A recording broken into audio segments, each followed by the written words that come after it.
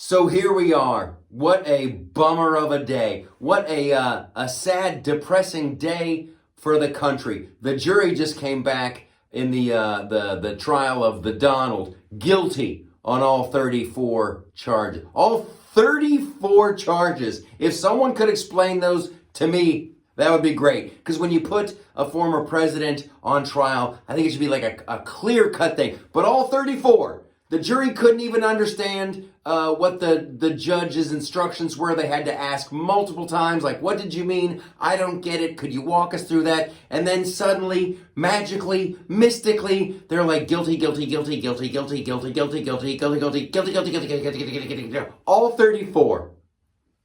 For I guess it's an accounting thing, because the Donald, listen, I can't even get, here's the bummer of it.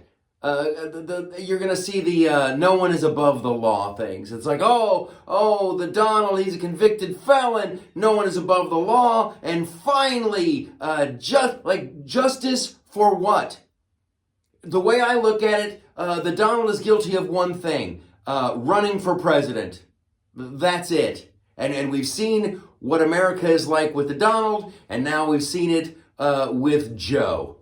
And Joe, this is the sad part. The train is off the tracks now. They have used the legal system to go after their political enemies. And now, 34, guilty, guilty, guilty, guilty, guilty, guilty, guilty, guilty. No one is above the law. No one is below the law either. And they have hurt this country by what they've done.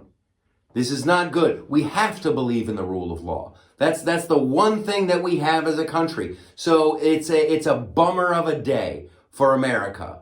Ultimately, it's going to be at the ballot box. Ultimately, it's going to be in November. And wow, if they will do this to a guy who's just running for president, what would they do to regular people like you and I? So that is the bad news for this country. So buckle up, ladies and gentlemen. I think the weirdness has just started.